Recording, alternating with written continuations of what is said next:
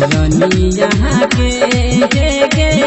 अचरा में जो दिल बन के रानी यहाँ के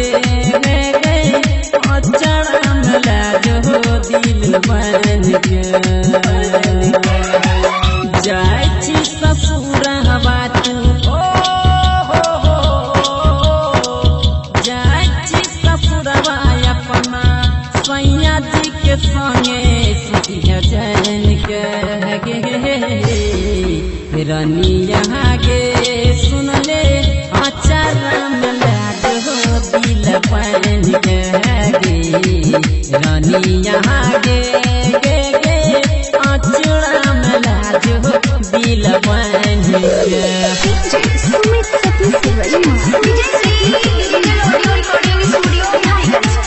हाँ संग में हंसल खेलगी हे रुपया दूरी बन लगी दिलवा पर गे छौड़िया किया तू छुरी चले लगी संग में हंसल खेलगी हे रुपया दूरी बन लगी दिलवा पर गे छौड़िया किया तू छुरी चले लगी हे गई हटल करे जहवा के कोहना के सीबे जहर जुदाई बिट बिट कोहना के पीबे हटल करे जहवा के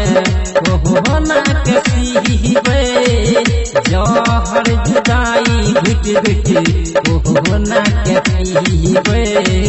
जहर जुदाई बिट बिट कोहना के पीबे दीवाना तोरा रहतो दीवाना तोरा रहतो छौजी रोज रोज काइन काइन के रानी यहाँ गे अचरा में जो दिल बन के रानी यहाँ के अचरा में जो दिल बन के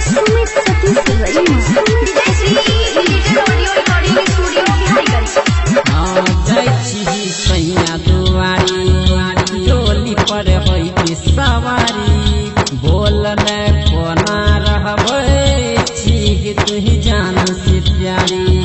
जाय छी सैया दुआरी डोली पर होई के सवारी बोल में कोना रहबै छी तुही जान से प्यारी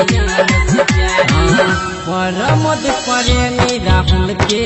चल जैबी साथ गे आ जाए हाथ माथ को लाके कान तो भरे राहत गे परमद परे अनिल के चल जैबी साथ गे रूपेश भैया कान तो माथ तो धर के हाथ गे रूपेश भैया कान तो छौड़िया माथ तो धर के हाथ गे हमू शादी कर लेबै हमू शादी कर लेबै तोड़ देबो छौड़ी तोहर आइन के गे रानी यहाँ गे अचरा में जो दिल बन के रानी यहाँ गे